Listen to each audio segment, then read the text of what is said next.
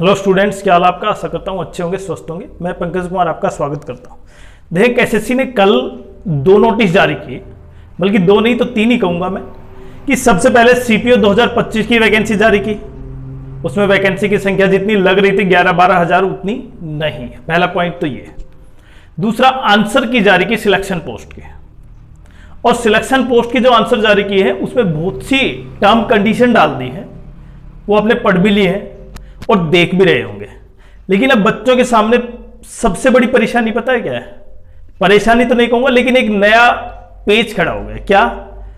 लेकिन अगर चैनल पर आप नए हैं तो चैनल को सब्सक्राइब करें, वीडियो को लाइक करें और शेयर करें। देखिए, एसएससी ने खुद माना कि जो सिलेक्शन, सबसे पहले सिलेक्शन पोस्ट की बात करता हूं मैं। सिलेक्शन पोस्ट में यह माना एसएससी ने कि कुछ क्वेश्चन पहले से ही गलत है। मतलब स्यू मोटो, जो सुप्रीम कोर्ट, माननीय सुप्रीम कोर्ट आपने पढ़ा है ना जीएस में, तो स्यू मोटो मतलब पहले से ही क्वेश्चन गलत है। अब बाकी जो क्वेश्चन बचे हैं ना, आप उन पर चैलेंज कर सकते हैं, और एक क्वेश्चन के लिए 50 रुपए की फीस लगती है, और उसके लिए भी समय सीमा निर्धारित करती है। ठीक है, पहला पॉइंट सही है। दूसरा, अब आप उस आंसर की को डाउनलोड नहीं कर सकते। अब ये दूसरा सबसे बड़ा पॉइंट है। क्यों डाउनलोड नहीं कर सकते? तो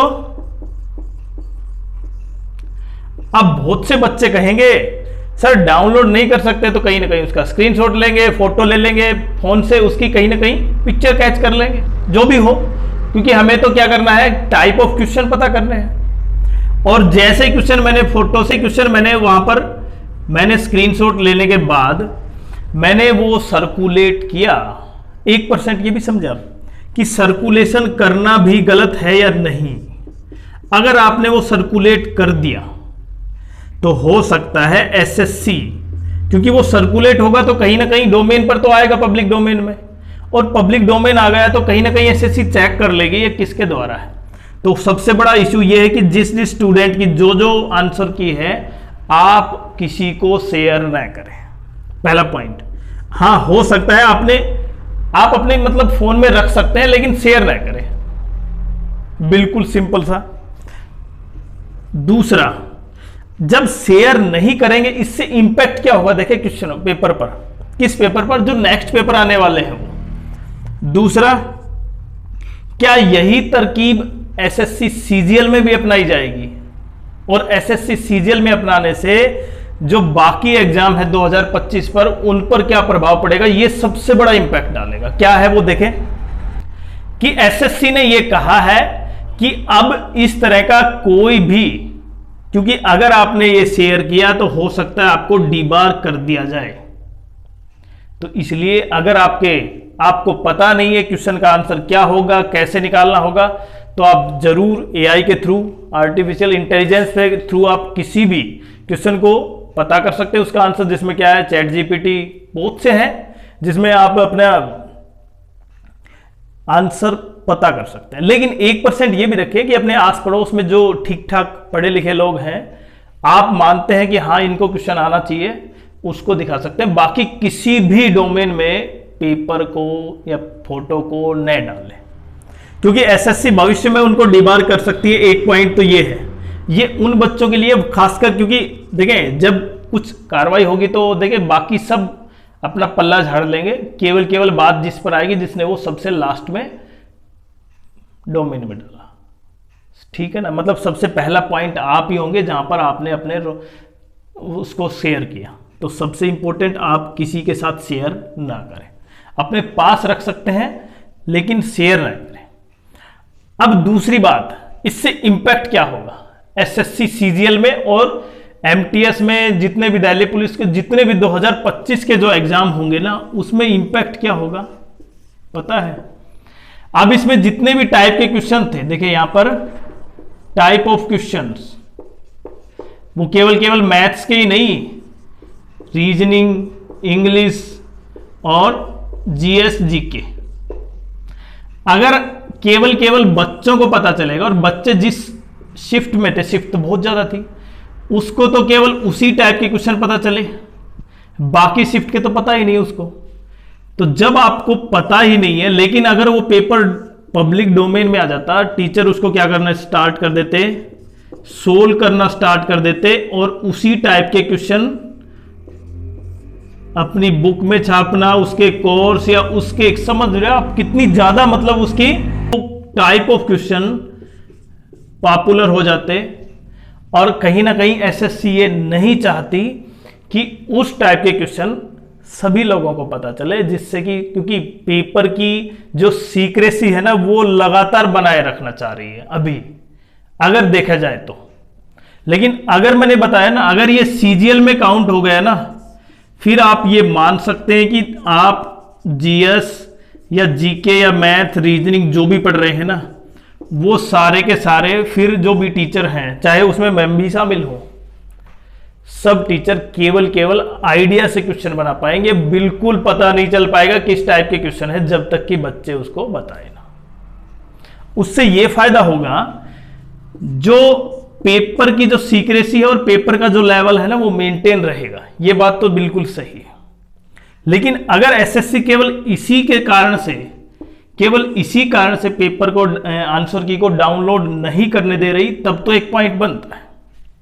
लेकिन एसएससी ने यह भी कहा है इस एग्जाम में, सिलेक्शन पोस्ट के आंसर की में क्या, कि कुछ क्वेश्चन तो पहले से ही गलत हैं, इसलिए वो आयोग ने ही गलत मान लिए हैं। बाकी जो क्वेश्चन है ना वो अब आप चैलेंज कर सकते हैं 50 रुपए के पर क्वेश्चन पर। ये तो पॉइंट था ये। अब आप बिल्कुल नहीं देख पाएंगे पीवाईक्यू किस टाइप से बुक आ रही है, लगातार कोर्स आ रहे हैं, वो नहीं हो पाएगा। वो आइडिया लगा ले बेशक, चाहे उसमें से जैसे आपने पढ़ा क्वेश्चन 1 घंटा 30 मिनट का वीडियो और उसमें से केवल 2 क्वेश्चन आए, अब वो हल होगा शायद, जिस तरह एसएससी ये करना चाह रही है, अगर हम पॉजिटिव लेते हैं तो। लेकिन अगर एसएससी जो आंसर की में गड़बड़ी थी, क्वेश्चन दिखाई नहीं दिए, आंसर नहीं थे, पहले से टिक थे, उन चीजों को ढकना जा रही है, तो फिर ये क्या है, ये बिल्कुल गलत है। क्योंकि हमें तो देखें, हमें तो यहां पर केवल ये चीज पता करनी है क्या सही है और क्या गलत है बच्चों के लिए। क्योंकि अगर मैं ये मानता हूं, देखिए ये मेरी खुद की राय है, अगर एसएससी ये केवल एग्जाम्स के लेवल को हमेशा मेंटेन रखना चाह रही है तब तो सही है। लेकिन अगर एग्जाम के मेंटेन के बजाय अगर वो कुछ गड़बड़ी छिपाना चाह रही है अपनी, फिर वो गलत है। तो क्या अब सबसे बड़ा पॉइंट होता है, क्या 2025 का जो सीजीएल एग्जाम है उसकी जो आंसर की आएगी उसमें भी आप डाउनलोड नहीं कर पाएंगे शायद, जिस तरह का एसएससी ने नोटिफिकेशन डाला है। अब दूसरे पॉइंट पर आते हैं कि री एग्जाम की डेट 14 अक्टूबर के आसपास, और उसमें आपको बड़ा संयोग होगा, यह भी हमें लगा कि केवल 18,000 प्लस कैंडिडेट ही हैं जो लगभग जिन्होंने वहां पर फीडबैक में अपना वो डाला है कि हाँ मेरे पेपर में गड़बड़ी हुई, माउस काम नहीं किया, ये गड़बड़ी हुई, मेरा पेपर री एग्जाम हो रहा है, ये सब कुछ। उसके अलावा सीएचएसएल का exam first week of October में है, और कल एक और था ना, मैंने बताया था सीपीओ का exam, central police organisation CAPF Delhi police, उसकी रिक्रूटमेंट का नोटिस आ गया। और जो दिल्ली पुलिस की जो वैकेंसी है ना वो 2024 से भी क्या है, कम है, मतलब 160 समथिंग 164 के आसपास है वो, और उसका पैटर्न भी बदल दिया है। तो एसएससी कहीं ना कहीं अब एक उस तरह के मूड में है कि अब पैटर्न इसलिए बदला है। देखिए आप प्रत्येक सेक्शन में केवल 30 मिनट मिलेंगे आपको, अब वो नहीं है कि टोटल मिल रही है, आप किसी भी क्वेश्चन का, किसी भी सेक्शन को जल्दी करके दूसरे सेक्शन में जाकर वो जल्दी उसके भी क्वेश्चन कर सकते हैं। अब ऐसा नहीं है, क्योंकि जीएस में जो बच्चे जिनको लगता था ना जीएस में मैं टाइम बचा के, क्योंकि जीएस आएगी या नहीं आएगी, तो वो जो 30 मिनट है वो उसकी बजाय दूसरे क्वेश्चन पेपर में चले जाते थे, मतलब वहां पर मैथ्स में चले जाते थे, रीजनिंग में चले जाते थे, इंग्लिश में चले जाते थे, इससे वो क्वेश्चन ज्यादा कर पाते थे। अब सेक्शन वाइज करने से वही 2 घंटे का पेपर और वही 200 मार्क्स के, लेकिन 50-50 क्वेश्चन।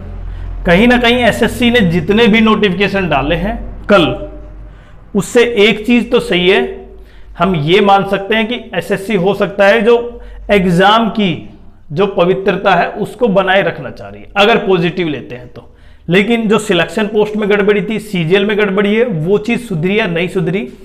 और केवल जो 18,000 बच्चे हैं ना, क्या उन्हीं बच्चों के साथ ऐसा हुआ या और भी बच्चे, और इनमें से एसएससी वेरीफाई करेगी क्या वो सही है, जेन्युइन है या नहीं।